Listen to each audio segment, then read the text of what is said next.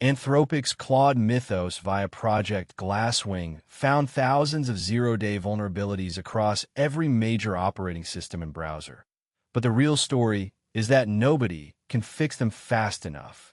Plus, the EU AI Act's August enforcement deadline might slip to 2028. AI is reshaping how companies interview software engineers. And a new book makes the case that auditing is the only thing standing between us and AI disaster. From a team at the Synthetic Daily, it's Monday, April 27th, 2026. Good to have you with us. We went through about 13 posts, articles, and threads across LinkedIn, Substack, and YouTube over the past week to dive deeper into the world of AI policy and security. So here's a future sentence that should make every CISO lose sleep. Anthropic dropped Claude Mythos, and it found thousands of zero-day vulnerabilities across every major OS and browser. Thousands. Chris Hughes over at Resilient Cyber broke this down, and his framing is sharp. Finding bugs was never the hard part. Remediation is. And that distinction matters enormously right now. That connects to something else we saw. Think about the numbers for a second. We hit over 48,000 CV in 2025. Enterprises are drowning in vulnerability backlogs they can't clear. Now you've got an AI system that can discover flaws at machine speed, but humans still patch at human speed. Hughes calls it the vulnpocalypse, and honestly, that's not hyperbole. Anthropic isn't operating alone here, either. They've launched Project Glasswing, a $100 million coalition that includes AWS, Apple, Microsoft, and Google, focused on AI-powered vulnerability discovery. But the deeper point Hughes makes is that the industry's decades-long mantras of shift left and secure by design have largely failed. The promise was always that if you build security into the development process early enough, you won't have these massive remediation backlogs downstream. That hasn't happened. What Hughes argues is that AI integration directly into the software development lifecycle, not just finding bugs but auto-remediating them, might finally deliver on that old promise. This connects to what NIST's Apostle Vasilev said at a Washington AI security forum just days ago. No finite set of guardrails is universally robust against adversarial prompts. AI security is not a problem you solve once. It requires continuously updated guardrails, internal red teaming, and patching before attackers strike. The question isn't whether AI will transform cybersecurity. It's whether defenders can keep up with the attack surface AI itself is creating. Speaking of that attack surface, OWASP did something this quarter that deserves more attention than it got. They published 3 separate AI security landscapes, one for LLM and generative AI applications, one specifically for Agentic AI, and a first-ever red teaming landscape. 3 different documents, 3 different threat models. That's a formal acknowledgement from the industry's most respected application security body that these are categorically different problems requiring different controls. Exactly. And on a related note, Rock Lambros at Zenity is right in the middle of this. Gartner just named Zenity the company to beat in AI agent governance, and Lambros' framing cuts to the core of it. The agent is the new endpoint. When you've got AI agents making decisions, calling APIs, executing multi-step workflows autonomously, the traditional perimeter security model doesn't apply. Zenity's approach uses what they call an intent-centered architecture. Their Clarity agent and stateful threat engine monitor execution in real time, trying to understand not just what an agent is doing but what it's trying to do. The real-world consequences here aren't theoretical. Palo Alto's Unit 42 recently discovered CVE 2026-06-28, a high-severity flaw in Chrome's Gemini Live panel that allowed malicious browser extensions to hijack the AI assistant and access your camera and microphone. That's an agentic vulnerability in the wild, not a hypothetical, not a research paper. a real exploit in one of the most widely used browsers on the planet.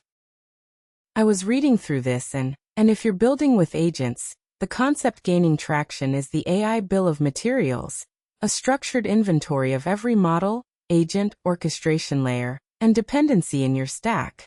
Without that baseline inventory, governance simply cannot be enforced. You can't secure what you can't see. This next one surprised me. Let's shift to policy, because something genuinely significant happened in March that's still rippling through boardrooms. On March 20th, the White House released its National Policy Framework for Artificial Intelligence. This isn't a binding regulation. It's a set of legislative recommendations. But its central thrust is federal preemption. The administration wants Congress to override state AI laws that impose what it calls undue burdens, replacing the current patchwork with a single national standard. Why does that matter? Because state lawmakers have introduced over 600 AI bills in 2026 legislative sessions so far. 600. New York's RAISE Act was signed into law on March 27th. Colorado and California have their own frameworks. If federal preemption passes, a huge chunk of that state-level work could be wiped out overnight. Meanwhile, a bipartisan group introduced the AI Foundation Model Transparency Act on March 26, H.R. 8094, which would require developers of large AI models to publicly disclose how they're trained, what they're designed to do, and how they're evaluated. Across the Atlantic, the EU AI Act's August 2nd enforcement deadline is approaching. That's when the European Commission gains formal enforcement powers over general-purpose AI model providers. Penalties are steep, up to 35 million euros or 7% of worldwide turnover. But here's the twist. The Commission's own digital omnibus proposal, which has been advancing through the legislative process since November, would actually delay key high-risk AI requirements to 2027 or even 2028. So you've got a regulation that was supposed to be the global gold standard, and even its authors are acknowledging it might not be ready for prime time. So here's what I keep coming back to. The SEC has also made a telling move.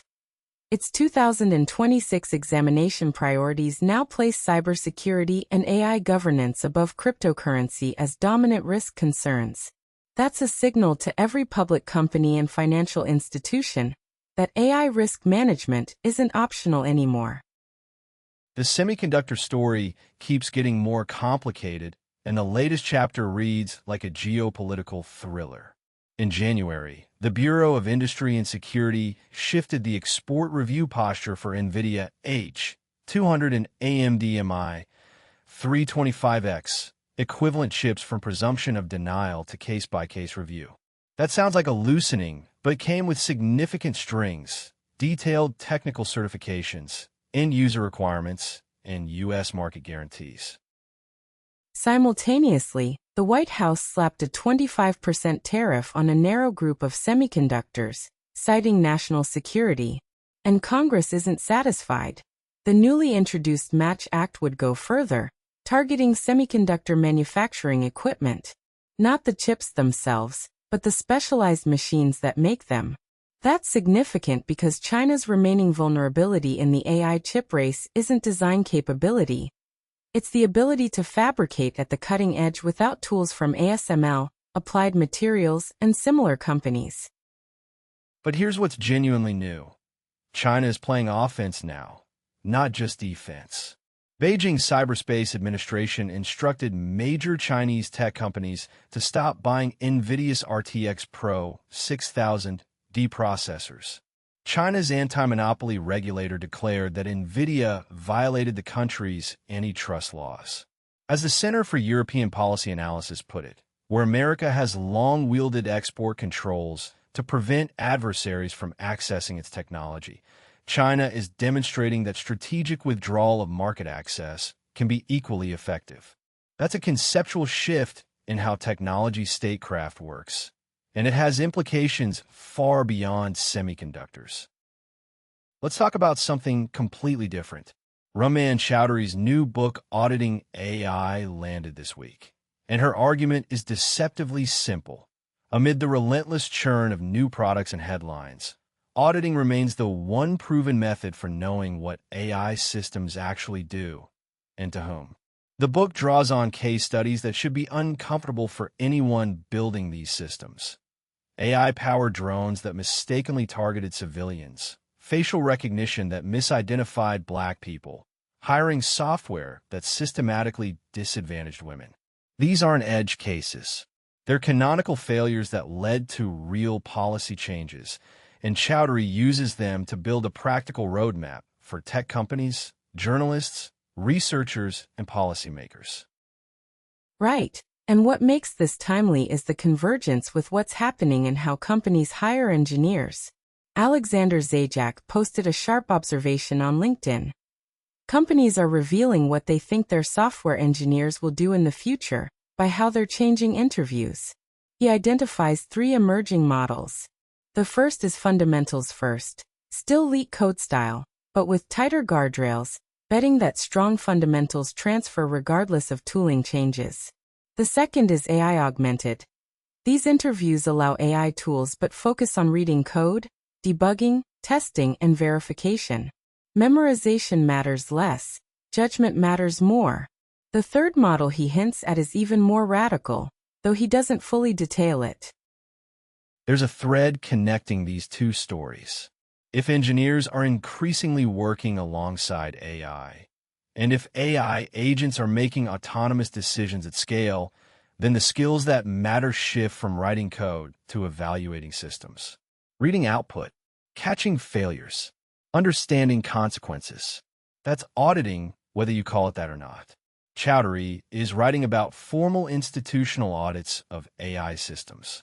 Zajac is writing about what individual engineers need to know. But they're both pointing at the same future. The value isn't in building faster, it's in knowing when something's gone wrong. Let's talk about something genuinely optimistic.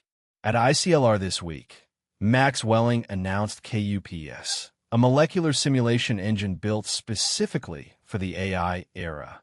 If you work in computational science, you know the pain. Modeling different molecular phenomena usually means chaining together several complex packages, writing hundreds of lines of configuration, and getting terrible GPU efficiency. kUPS is designed as a plug-and-play Python-native toolkit that integrates with modern ML workflows and dramatically reduces that friction. Which is wild, right? Because, over on Latent Space, SWYX featured Professor Heather Kulik from MIT, who's been doing AI for materials science since before it was fashionable. Her perspective is worth internalizing. The wins are real, but getting there requires deep integration of domain expertise with AI techniques. You can't just throw a foundation model at a materials problem and expect useful results. You need people who understand both the chemistry and the machine learning. And those people are rare. This matters because materials science is genuinely the unsung hero behind almost every physical product. The synthetic fibers in your gym clothes, the glass, diodes, and chip substrates in your phone, the battery chemistry in your car. Every one of those involved decades of painstaking materials research. If AI can compress those timelines, if tools like kUPS can let a researcher run diverse molecular simulations without spending weeks on configuration, the downstream effects on manufacturing, energy, and medicine could be enormous. It's less flashy than chatbots or image generators, but the economic impact might dwarf both. All right, let's zoom out and talk about the bigger picture. What are the main themes running through everything we covered today? The first big theme is defense, offense asymmetry, and AI security. AI is accelerating vulnerability discovery exponentially faster than organizations can remediate, creating a structural deficit that no amount of traditional patching can close. Next, regulatory fragmentation as feature and bug. The simultaneous push for federal preemption in the US and enforcement delays in the EU suggests that governments worldwide are discovering AI governance is easier to legislate than to implement. Next, the engineer as auditor. Both hiring practices and AI governance frameworks are converging on a new professional archetype, someone whose primary value is evaluating, verifying, and constraining AI systems rather than building them. Next, symmetrical technology statecraft. China's shift from defensive responses to proactive market access leverage marks the emergence of a bilateral tech Cold War, where both sides now wield equivalent economic weapons. And the last one, AI for science's quiet revolution. Purpose-built simulation tools and domain expert-led ML integration are beginning to deliver on the long-promised acceleration of physical science research cycles. So if you're going to take away a few things from today's episode, here's what I'd remember. Number 1. When AI can find thousands of 0 days overnight, but patching still takes months, the bottleneck isn't intelligence. It's organizational capacity to act on what you know. Number 2. The most consequential AI policy battle of 2026 isn't any single regulation. It's whether federal preemption wipes out 600-plus state bills before they can take effect. Number 3. If you want to understand where AI is headed, stop watching product launches and start watching job interviews. Companies bet real money on hiring what they think matters next. And finally, China blocking Nvidia chips isn't retaliation. It's a new form of leverage that turns market access into a weapon as potent as export controls. That's the Synthetic Daily for today.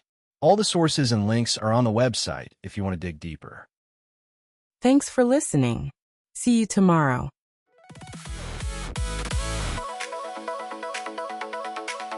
Auditing AI.